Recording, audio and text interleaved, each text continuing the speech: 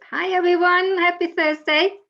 We're back again with another live cast, and today we're going to talk about a little bit about psychology and specifically about imposter syndrome and where this idea came from. Well, one thing is that we know that a lot of us coaches struggle with it, especially when we are always starting to go into a new career, set up a new business. It is very much of a big blocker for us. And for me, it's particularly interested because I've been struggling with myself in my own career before. I came to the UK when I was young. I didn't know anyone how to speak English, the language, and 10 years later, I was still struggling with imposter syndrome, although I was already head of HR. I had 3 properties, I had a great life and everything, but I was like, I've come from nowhere. I had nothing not long ago. So I felt the need to work even harder and harder and harder than everyone else, because I thought I need to do that to be able to show that I'm as good as the others, or because I always had that feeling of not being good enough. Anyway, so there's a personal experience for myself, as well as my clients. I work with leaders and senior professionals. And one common topic, other than procrastination, is imposter syndrome. They're all struggling with it. And it's so fascinating that people who are successful, who already know a lot, tend to struggle with imposter syndrome. So when I started reading Emee's book, I thought, it would be great to get in touch with her. And she also shared her Facebook group in the book. So I connected with her and we got on really well. And I thought it would be fantastic to have her with us today to talk about imposter syndrome specifically for coaches, to help our coaches come out the shell and build more confidence and more self-belief so they can serve people out there even more powerfully. So Emee, I've mentioned a couple of little things about your book and other things, and Emee is, well, she used to be a psychology lecturer at Yale University, I believe. Yes, And that's correct. she's different now. So without further ado, Emee, would you like to introduce yourself properly and tell us how you come to writing the book about imposter syndrome? Yeah, of course. Well, thank you for having me here, Ildiko and Rina, and hello everyone. It's so great to be here. So we're talking about imposter syndrome. To be perfectly honest with you, it wasn't really my original intention to write about this. As you've mentioned, I was a university lecturer, and as an academic, I used to write things about my research area. I used to be a community and health psychologist. I wrote textbooks, research papers, articles around that. But it got to a point, and I think many of us who are coaches and had this kind of transition, we reached a point in our lives where we kind of question, is this it? Surely there's something more to life, and surely there must be more that I can do and more that I can give. So for me, when I reached that point, I hit that point when I actually gave birth to my son. I started reflecting about where my life was going and where I want to take it. And I've made the decision that to reach more people, I actually need to go outside of academia. The trouble was, inside academia, we just talk to each other, we talk to other specialists, okay, we talk to our students as well. But if I get myself out of academia, I could have a wider impact. I could reach more people, and I could bring psychology to the masses. And that's where I got into self-publishing and started writing the book Imposter Syndrome Remedy. And I looked into that particular topic, in all honesty, because it was something that I also struggled with. I mean, I've trained for over 20 years as a psychologist, and even with that, I still question, as I moved into coaching, whether I'm actually good enough at helping people. I mean, I have a bachelor's, a master's, a PhD. I've been university lecturer, and training other lecturers, and still I'm still asking myself, like, oh, sooner or later I'm gonna get found out that I'm just faking it. People are going to find out that I'm a fraud. So it was something that I struggled with, and with my background as a psychologist, I know theoretically the principles, I know the strategies, but forcing myself to write the book, even if I was feeling a fraud, to put myself in that position, that I know that there are so many others who experience imposter syndrome as well. I know it in theory, and by writing it as a book, I'm able to make sense of what the experience is like. It's quite therapeutic for me as well. Trying to make sense of what it is, drawing upon research, academics, very, very obsessed with research-based evidence, and applying strategies that are grounded in evidence. So that's how I came about writing the book on imposter syndrome. Initially, for me to try to make sense of my own experience, trying to pick out some of the things that I know from psychology, putting it out there in lay people's terms. That's why I particularly went into the self-publishing route, to reach more people, to simplify the strategies, and that's where it is now, out in the world. And I'm really glad that I did that, because it certainly helped me to understand what it is. But the feedback that I'm getting from people reading it is, the tools in there are actionable, that they are also able to apply it, with on themselves, but also with the people that they help, because most of the people who actually buy my book are also coaches.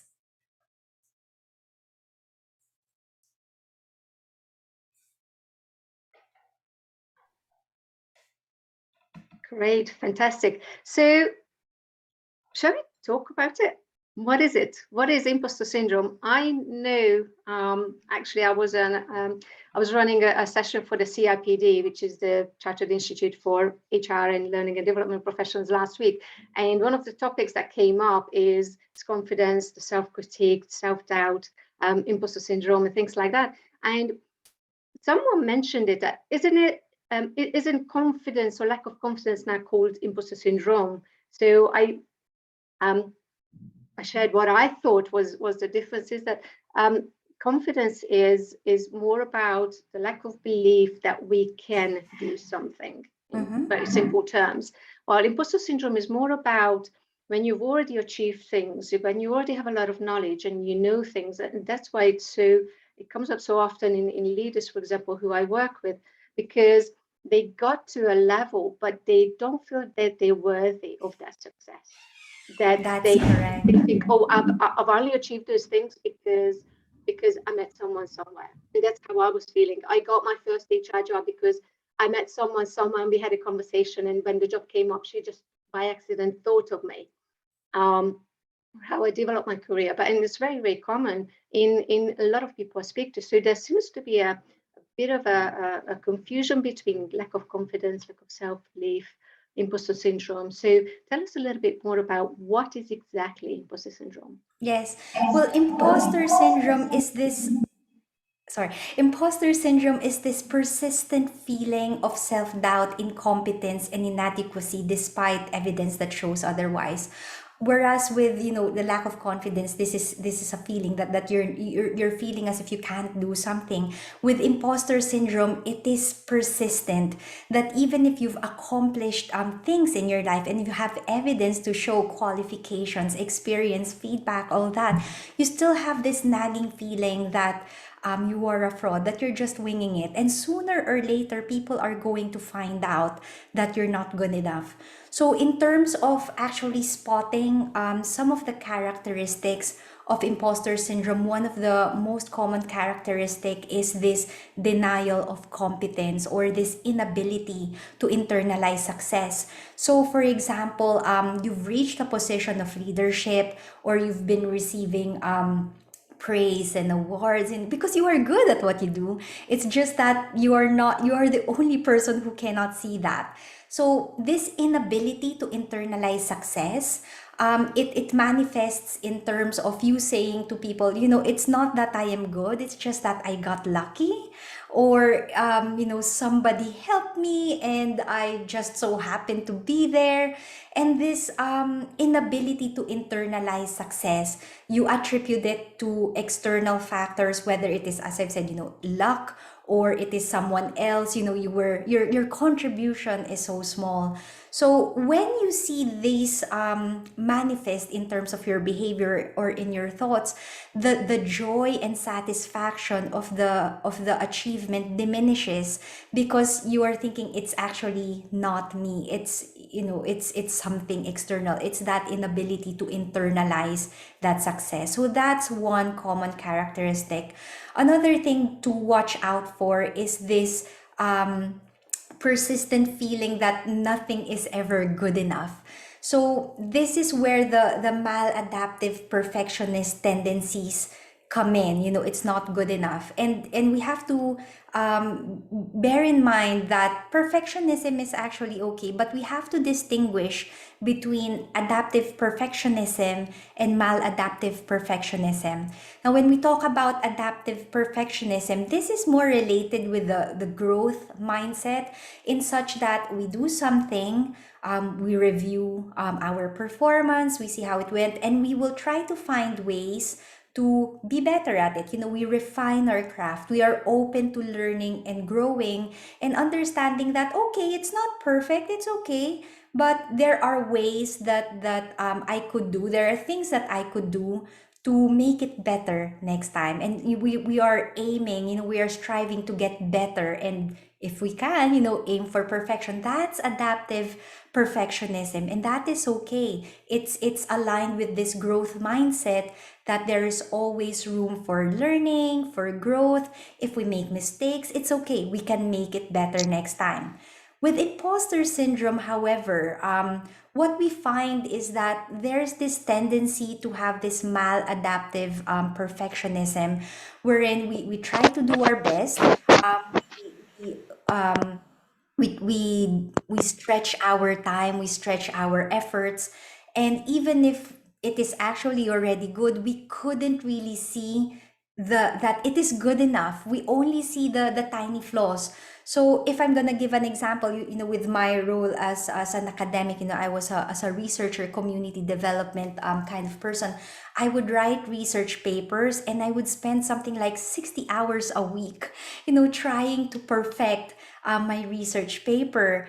And it's not that it's not good. To be honest, what we do with writing, we refine and refine and refine again. And the truth is, maybe after the fifth edit, it was good to go. But for me, it's like, until I hit the deadline, I will just keep stretching myself, because I always feel as if it's not good enough. I could say it better. I could do more tweaks. And the trouble with that is, we lose our time. We are actually wasting our energy on things that are trivial. So as a consequence, you will find that people who experience imposter syndrome tend to get burned out, because they keep stretching and stretching themselves, because they have this feeling that it's not good enough. And the only way that I could cover my fraud is to actually overstretch things, to overwork, to do more than what is expected from you, because what you feel is that what you're giving is not good enough. So that's where the maladaptive perfectionist tendencies come in. And it's certainly something that we need to watch out for, because it could impact on your personal life. Because you are stretching yourself at work, it could impact on your health and well-being. And what I see for many high achieving professionals who experience imposter syndrome, they get burned out. And that is something that we want to avoid, especially if you are now spotting some of these characteristics. Awareness is really important. But yeah, that's one thing that we need to watch out for. Maladaptive perfectionist tendencies, that's so persistent in people who experience imposter syndrome. Thank you for sharing this, Amy. I have a couple of questions here, just as a follow-up. First off, I'm totally subscribed to better done than perfect. I used to be Yes. also like that, trying to make it all perfect and wasting a lot of time. And all those three dots that I find in the end that I forgot, they're just really not worth the time. So now these days, I'm like, I don't care. Done is better than perfect. And usually the first draft is the best draft anyways. So is this when we're talking about imposter syndrome, or is it the is it a being issue or a doing issue? Because these are to me two different things. Do people have an imposter syndrome at their being level, or is the imposter syndrome at their doing level? I don't know if that makes sense. Yes, yes. Yes, when it comes to imposter syndrome, so much of it is internal. It's that lack of self-belief. It's that that feeling that you are not good enough. And the doing part, it's a manifestation of that being. So what we find here is for people who experience imposter syndrome, you see that they shy away from leadership roles, or they shy away where they are given the spotlight, opportunities to shine. Because if they are feeling, that being, that I'm not good enough, then it manifests in their behavior. They are moving away from opportunities where they can show off, because they feel as if it's gonna expose them.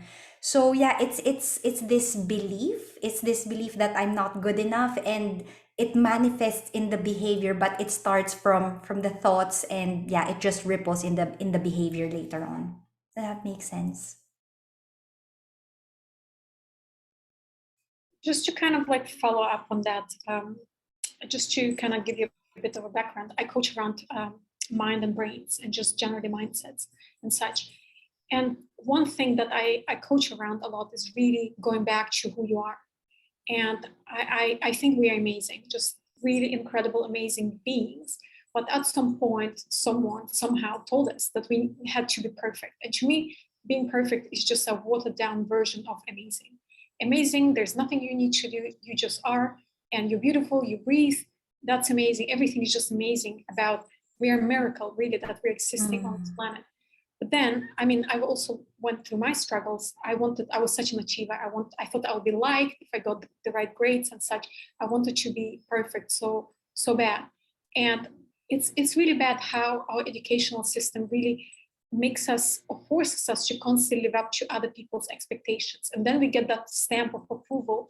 Yeah, this paper was great. Here is the perfect stamp. We get in NA, whatever country you're from, whatever grade system you have. But then we are such people pleasers. Is that an issue? Is that why how we become people pleasers? And then later on in our life, we're always trying to live up to someone else's expectations. We're almost like expecting somebody else to breathe down our neck, decide whether this is good work or not, or else. What is that else that might happen if we are not good enough? So could you maybe talk about that? Yeah, of course. I mean, when it comes to imposter syndrome, we could actually attribute it and look back into some of the messages that we were fed in childhood, or that we were fed in school, or even now with social media, that we are starting to compare ourselves with others. It's almost as if there's this persistent message that we have to be better, or look at them, you have to be at the same level as them. And the trouble with that is it's almost as if we are comparing ourselves to someone who is on a different level. We cannot actually see the whole picture. So when it comes to imposter syndrome, again, this could manifest in terms of you comparing yourself with others. You feel as if you are a fraud because someone else is better than you. But in terms of the messages, it's not really us competing with each other. You actually just need to honor where you are standing here and now. That person is better than you, probably, it is true, and it is because they've got maybe more experience, they had more support, or they are just further along in their journey than you. So it's in this day and age, we actually need to be mindful of that. I did have a client a couple years back. She's a New York school teacher, and that was one of the things that she struggled with. She was comparing herself with her other colleagues, and the message that she keeps telling herself was, everybody's better than me. It's almost as if she had this message that's ingrained in herself, that she needs to be the best. Like you've mentioned, Rina, like in the educational system, it's almost like we are being ranked. Everybody needs to be like getting the top grades and so on. And that is actually something that we need to explore, especially when we are looking into our inner critic messages. But for this particular client of mine, the teacher, she was saying, all of my colleagues are doing better than me. They're doing more, far more creative work than me, and that makes me a fraud. It actually doesn't make a logical connection. Just because other people are better than you, it doesn't actually mean that you are a fraud. It just means that you are doing you, and you are at that stage in your career. And the way we actually have had this conversation about this experience was, I told her, let's use the TLC technique. Okay, so this is something that I talk a lot about in my books and in my public lectures. The TLC technique is a strategy that coaches, because this is a coaching community, that coaches can actually use with their clients when you are exploring some of these inner critic messages. So the TLC technique encourages your client to ask 3 questions about their inner critic. Is it true? Is it logical? Is it constructive? So with my client, I was asking her, is it true that your colleagues are doing better than you? And of course she would say, of course they are. This is what I can see. And I asked, do you have evidence for that? Like, do you, were people actually ranking you according to who's doing best in your group and so on and so forth? And she said, no, not really. We don't have that. They don't necessarily rank us. I just see that they are doing well, but it's just my personal perspective. So I said, okay, so it's coming from your perspective, but you don't really have hard evidence for it. That's okay. We'll note it down. We'll note it down. Is it true? We're not sure. We're going to look into that. But I asked her, what does your supervisor, or what kind of feedback do you actually get from your students? Do you get like some kind of evaluation and so on? And she said, yes, yes, yes. Yeah, we do get evaluated for our work, just to see how we're performing as teachers. And I asked her, so what does your supervisor say about you, and what do your students say about you? And she said something like, my supervisor says that I'm doing a good job with my students. Like some of the things that I use in the classroom is quite innovative. And I said, okay, that's good. And then here comes the imposter syndrome again, spot the characteristic. And she said something like, but you know what? It's because my supervisor is my friend. Like, she's really nice to me. And she's just saying all these nice things because that's how she is. So can you identify that, that's inability to internalize the success, is this inability to recognize the achievement? So we made the note of that as well. It's like, can you see what's going on here? Someone's giving you a compliment. The evidence is showing that you're actually good. The students are raving about you. It's like you're their favorite teacher and so on. And yet you still feel as if you're not good enough as a teacher because you're comparing yourself to your colleagues. So yeah, just be mindful. Just be mindful of these things that you are telling yourself. Some of these messages might be coming from our childhood. Some of these things might be coming from the messages that we hear externally now on social media and so on. But certainly, whether these messages are coming from way back in childhood or just now, we need to be able to explore these messages so we know how we're going to move forward and how we're going to cope with that.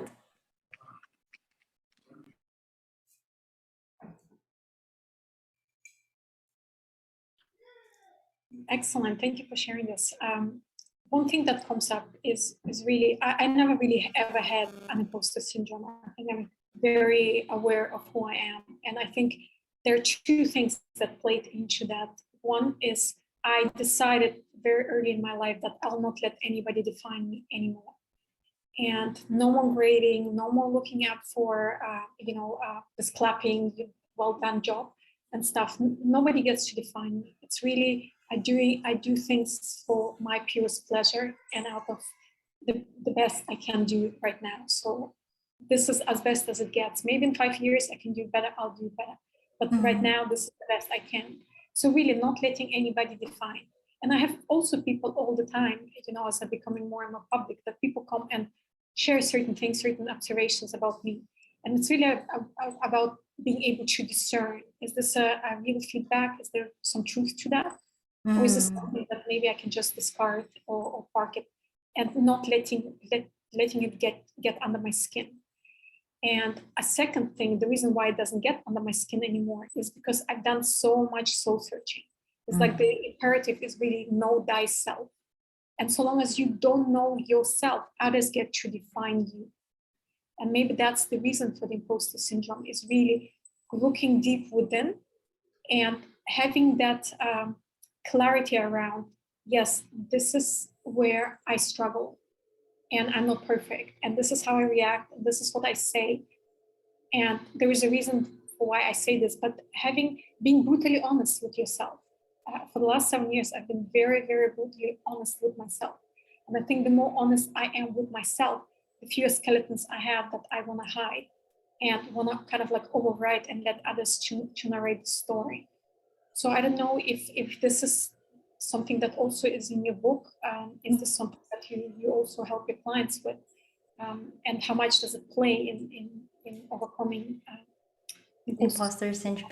Yes, I have to say, Rina, that is a blessing that you have this kind of awareness, because when, as you've said, when you understand yourself, you're able to ground yourself in who you are, rather than being defined by messages externally. But the trouble is, for some people it does take a bit of time, and especially when you've been bombarded by these messages throughout your life. It is quite difficult for some people to unlearn some of these habits, just to unlearn some of these ways of thinking. So in terms of less soul searching, taking the time to actually understand who you are and grounding yourself in who you are, that's actually really important. So you are not defined by what other people are telling you. You will have more grounding and more control in terms of how you think, how you feel, and how you relate with each other in this world. So absolutely right. Starts from awareness, being actually comfortable with who you are as well. That's why that maladaptive perfectionist tendencies, if you are able to actually embrace the imperfections of who you are by being comfortable with yourself, understanding that, okay, I'm not perfect, but I'm amazing. I'm okay with that. Just being okay with that. It's really important, because with imposter syndrome, it's just trying to hide those imperfections. That's why you're feeling like a fraud, because you actually do recognize that you are not perfect. None of us are. We are only human. But if you are able to embrace and really love who you are, and be grounded in that, that's going to help with your imposter syndrome. Because I'm not perfect, but I'm here, I'm willing to learn, I'm willing to grow, and with all of my imperfections, I'm actually comfortable and okay about it. I've got nothing to hide. So that's really important. And soul searching, finding your purpose, grounding yourself in authentically who you are, you wouldn't feel like a fraud anymore, because you're just showing up as you. Beautiful, and it's exactly what I was thinking about, because when I work on confidence, imposter syndrome, and self-doubt, and all these areas with my clients, where I normally start is the self-awareness piece, because very often they don't recognize what their strengths are. Very often they don't acknowledge the successes they actually achieved because they have done a good work. For example, I've got a client, head of pharmacy, and she was doing 2 jobs at the same time. She was also running a vaccination center for 5 months. She was doing both jobs, 85 people she was responsible for. And when I asked her, what are the achievements that you're most proud of this year? She couldn't think of one. She couldn't think of one. Anyway, so one of the first things I normally work with them is the self-awareness. Do you really understand who you are and where you have got to? What are the things you've achieved because you had the skills, the abilities, the whatever? And another thing that came up is I was listening to Brené Brown yesterday, and she was talking about that women tend to have this innate need to be perfect, be sorry. perfect. And also comes from expectations that you as a woman, you need to look nice, you need to be kind, you need to be these and those things. So this perfectionism tends to be quite common within women. But you also talked about the fixed mindset and growth mindset. So what creates that difference between the type of perfectionism that we develop? So I was wondering, from your experience and knowledge, what are the things that actually determine what type of perfection, whether we become a perfectionist or what type of perfectionism we take on? Do you have any tips, information there for us? Yes. Certainly. That's actually very well linked with the mindset, with the adaptive perfectionist tendencies. It's more aligned with having a growth mindset, and having a fixed mindset is more in line with the maladaptive perfectionist tendencies. And here's why. When you have a growth mindset, you are always willing to learn and to grow. So for example, if you are given opportunities for new leadership positions or for new responsibilities or taking on a new project, if you have this adaptive perfectionist tendency and if you have this growth mindset, you are more likely to embrace that as an opportunity and recognizing that, okay, I might be new at this, but it's okay. I'm going to test it out and I'm going to learn and develop and understand how this goes. I'll learn as I go and it's gonna be okay. So and with the adaptive perfectionist tendency, you just refine, look into your performance and just be comfortable at making mistakes, reviewing those, looking for solutions and moving forward. So you develop and grow as a person, and eventually you could be a master, you could perfect your craft because you're just open to refining and owning up to some of the imperfections and finding solutions. So those are things that you could see in adaptive perfectionist tendencies, particularly if you have a growth mindset. On the other hand, with having a fixed mindset, we tend to have this thinking that I'm good at math, but I'm not good at speaking. As if, being good at speaking is something that you are born with, right? Or very common is that I'm not good at math, as if it is something that is fixed. It's not something that you can refine and learn. So when it comes to like leadership opportunities or other opportunities, new tasks, new responsibilities, new projects, new opportunities that come your way, those who have a more fixed mindset and those who tend to have these maladaptive perfectionist tendencies could shy away from these opportunities because they almost feel as if, okay, this is new to me and I'm not good at this. And again, going back to the imposter syndrome, if I take this on, people will find out that I'm not good at this. So you can see the difference between the growth mindset, the fixed mindset, the adaptive perfectionism, the maladaptive perfectionism. You will be more open to opportunities to learn and grow than having a fixed mindset, because with a fixed mindset, it's like there's no more room for growth or development. This is what I can do, this is what I can't do, and since I can't do that, I'm not going to put myself forward because that's just gonna expose me. So there are relationships between these characteristics and the different mindsets, but you can see how that impacts on career development, or in terms of the opportunities that you are passing by because of the feeling of I have to be good at this right here right now, rather than, okay, I'm good at this, I'm not perfect, but I could have a go and learn and grow and perfect it as I go. So do it and then refine it and see where it takes you. Yeah, that's perfect example. One thing comes to mind. That is, for example, you mentioned career development. It is so typical. If a man and a woman sees a job description and a man thinks, oh, I can tick 60% of those requirements, that they will apply for the job. They will apply for the promotion opportunity. Well, women won't do that unless they think I can at least do 95% of that. So they think, I need to have the experience to be able to apply for it, while the men have a bit more courage as well, and more self-belief that I can do the rest of it, show me how to do it, perhaps, or I will just wing it or whatever. But women, we don't tend to do that. We need to be more sure that, oh, we've already done it, we can do it. Yes, Because and I have to say, yeah, Ildiko, I actually had this conversation yesterday with another coach. You know, I was being asked whether men also experience imposter syndrome, because often when we talk about imposter syndrome, we only talk about the women. And I said, yes, actually, both men and women experience imposter syndrome. Men also feel and they recognize that maybe some elements they're actually not good at. The difference is whether they will go for it or not.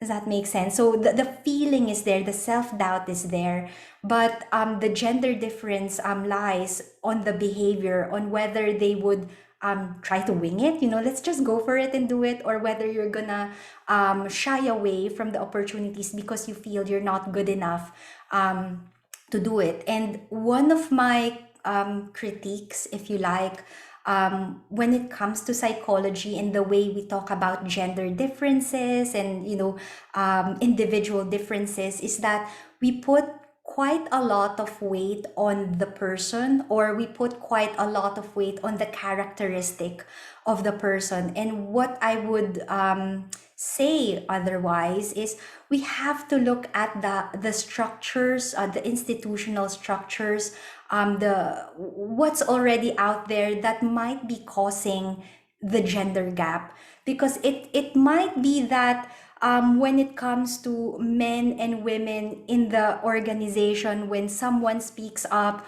or when someone makes a mistake, the response of colleagues or the institution itself might be different if it is a man or a woman. So it's not necessarily because it is the person, but it might be the culture or infrastructure in that organization that also needs to be looked at, because that could affect the way the person would respond to opportunities. That could actually contribute to imposter syndrome as well. You know, when it comes to gender differences as well, there are so many women, for example, in tech industries where they feel as if they don't belong.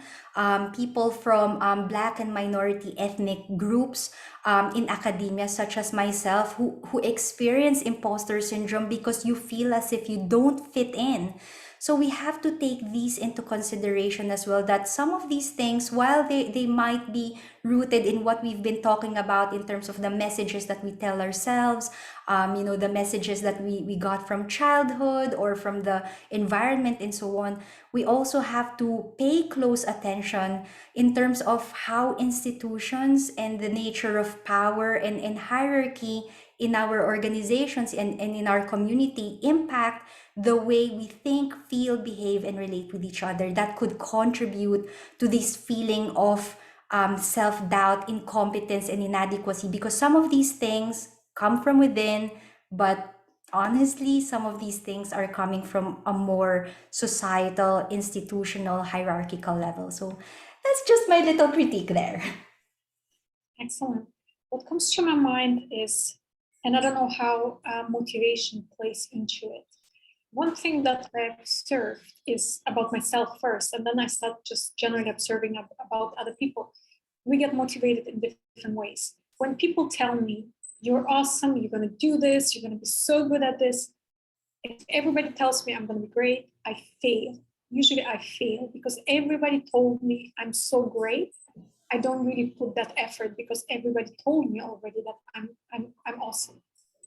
But when people question my ability to do, let's say, that job, to do that project, this is where really I get motivated by that. I'm going to prove you wrong type of energy.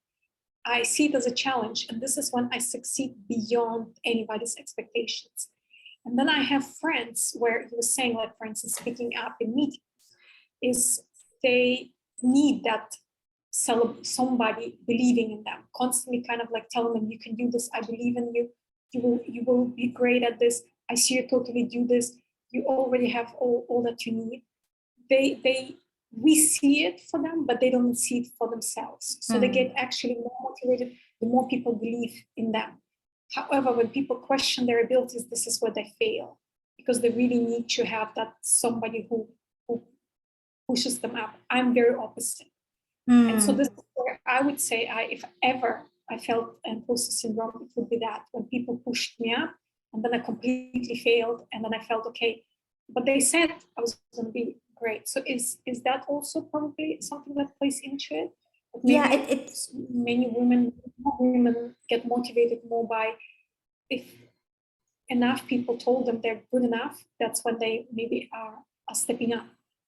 Yeah, it's actually quite difficult to again categorize it according to to men, to women, because actually us as individuals, we have different preferences and different priorities and so on.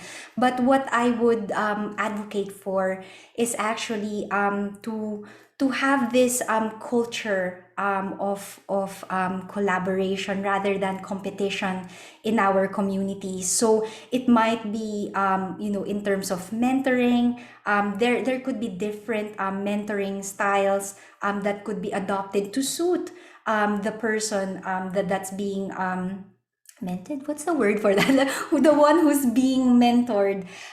So in terms of with you, Rina, recognizing that yeah, people might have different ways that they get motivated, where they get their motivation or where they get that kick, it's like what would excite them.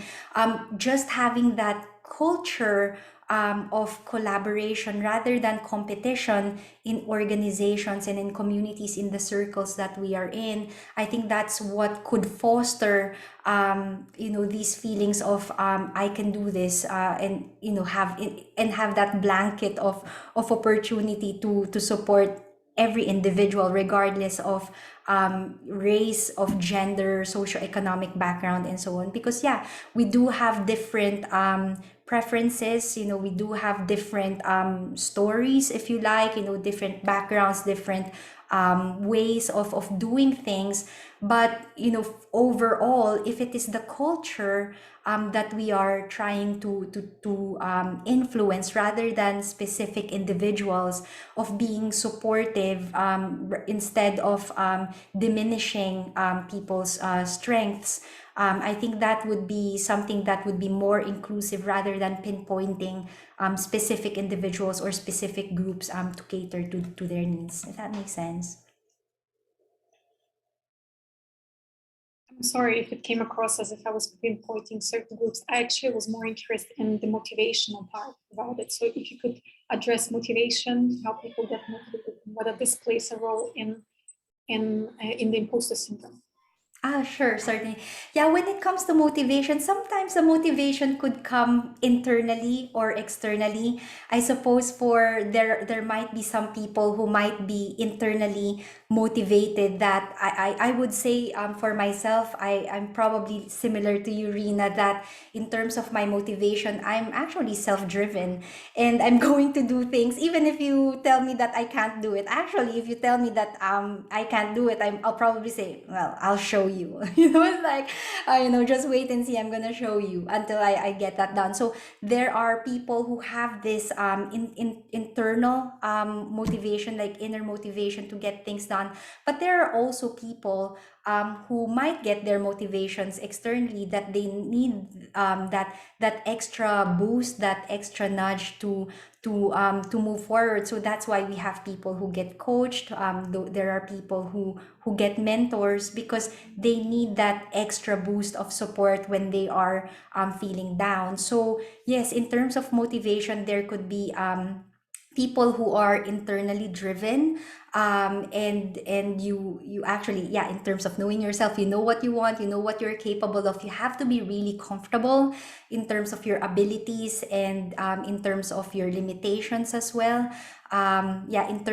Internal motivation could, yeah, move you forward. But there are people, yeah, who will need to have that extra support, surrounding yourself with people who will motivate you, especially when you have those those down days. I suppose there are just different ways that people do things, and the where their motivation's coming from. So again, differences in terms of our preferences, and in the way we work, and in the way we actually react and respond to things that are going on around us.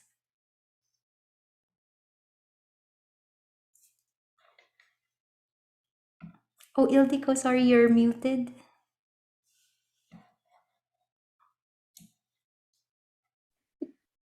Yes, I'm struggling with tech here. I've got two screens and sometimes I can't get the mouse move over. I wanted to ask about something you mentioned earlier, which was the link between imposter syndrome and burnout. That we need to work harder and harder. And obviously burnout is a big risk now, bigger than ever before. And I was just thinking, so now I'm working as an external coach. So I coach with, I coach senior professionals and leaders within organizations, and they tend to open up to me. But when I was in my corporate role as HR, organizational development, where it's, our role to support the people, no one ever actually admitted that they had imposter syndrome, and I'm sure there was loads of people who did. So it prompts the question to me, what are the signs that can help us coaches pick up in someone else, whether we're working with them as a client or not? Are there any signs that we can, or any words or any particular things that we can pick up on where the person might not be admitting that they have imposter syndrome and that they struggling and all that, but can help us recognize and help them with it, to make sure that they don't burn out and there's no other consequences over time. Yes, actually, when it comes to burnout and imposter syndrome, the sad thing is it becomes a vicious circle. Because you are feeling doubtful about yourself, you are stretching yourself and doing the best that you can, and overworking, because you are feeling that if you don't, you're gonna fail, or if you don't, the quality of your work will be inadequate. So you stretch yourself, you burn yourself out, you deliver and do a fantastic job because you are good at what you do. But it actually contributes to imposter syndrome even more, because you would say it's not that I was good at what I do, it was because I overstretched myself, and I worked myself out to the point of exhaustion. And if I didn't do that, then the work is going to be bad. So it adds to the feeling of self-doubt. Even if you've actually accomplished what you're supposed to do, it's not contributing to you saying that I did a good job. You actually say, I managed to do that because I overworked. And for me, this was the reason why I had my nervous breakdown and why I transitioned eventually. Because before I gave birth to my son, I had the luxury, if you call that the luxury, in terms of time, that I could just do whatever I want, and without actually worrying about someone else. And what I did with my time, I told you, I was just at work all the time, just really stretching myself, because I was questioning my abilities and thinking that if I don't overwork, the quality of my work won't be good enough, and everybody's going to see that I'm a fraud. But when my son was born, I have someone else to look after, and I didn't have that time anymore to spend at work. I didn't have 60 hours a week anymore.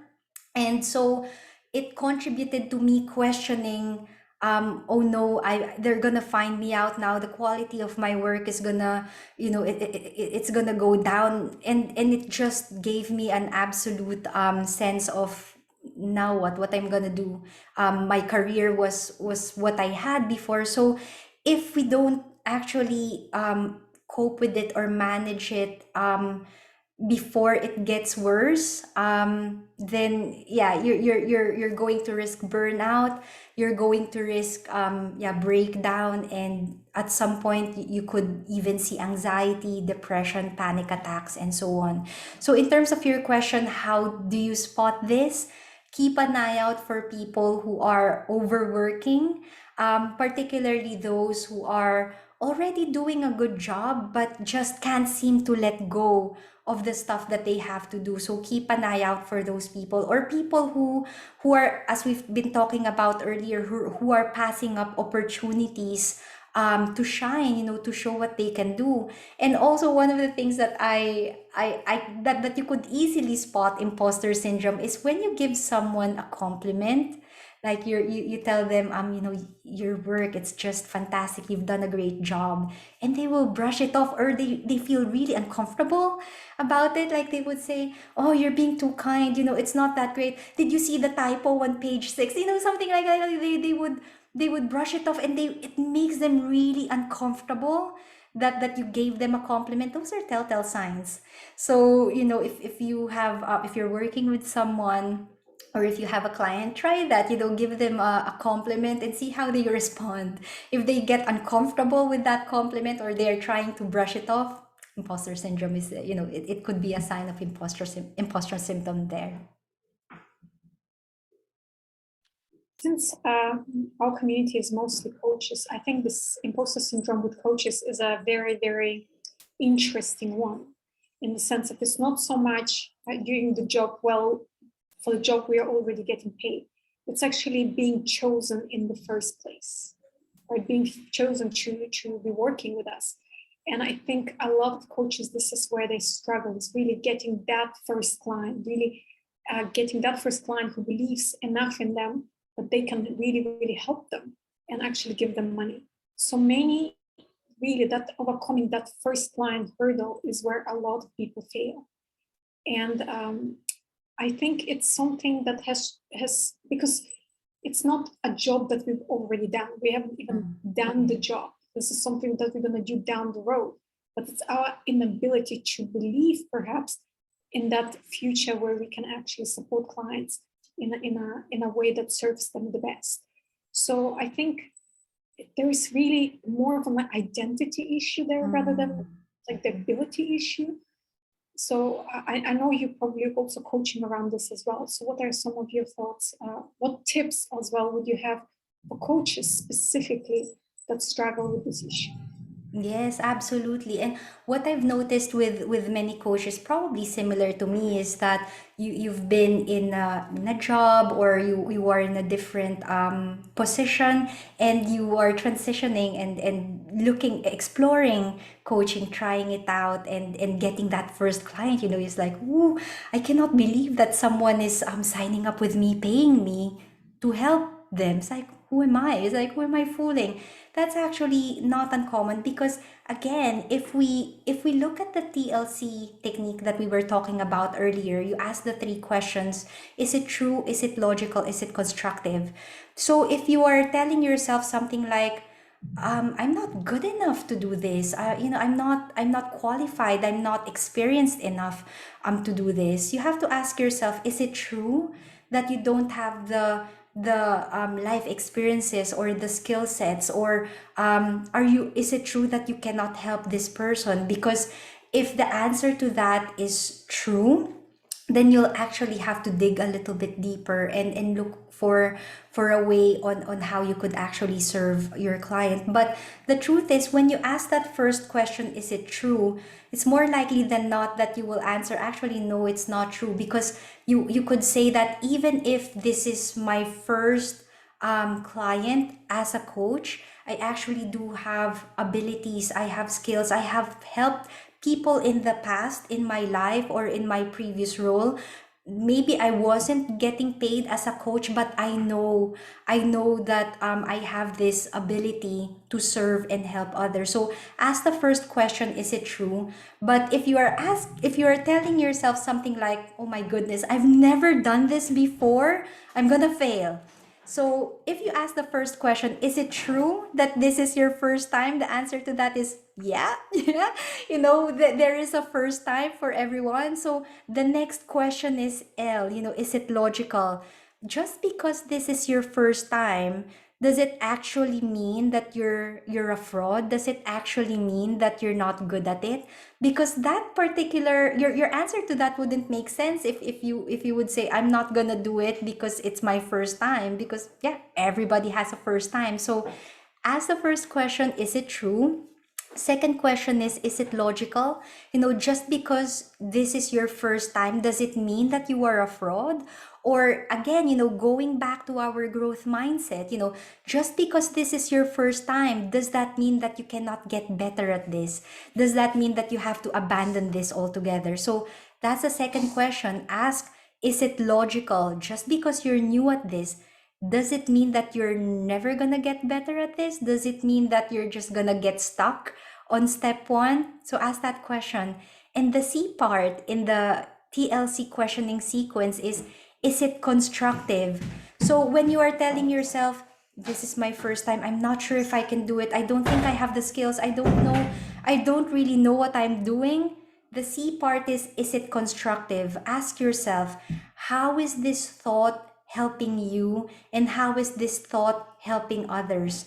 So if you are feeling insecure and telling yourself, I don't think I can do this, I don't have what it takes to do this, to make it constructive, you could reach out for to a mentor, to ask for support. Ask for support from other coaches as well, who might be able to help you when you are feeling this way, because you are not the only one who experiences imposter syndrome, especially at the start of this transition period. There are other coaches who've been there, done that, and have felt this way as well. And you could always ask them to make the experience more constructive rather than destroy you. You can reach out for support. You can reach out for help, because you're not the only one who feels this way. You're not the first one who will feel this way, and you certainly won't be the last. It's absolutely normal when we're trying new things, when we are, going into uncharted territory. It's normal to feel this way. But when you are having these thoughts that you're not good enough, that how am I gonna serve this client? This is my first time, and so on and so forth. Ask those three questions. Is it true? Is it logical? Is it constructive? And let your answers to those questions guide your next steps, so that you will be able to serve your client to the best that you can.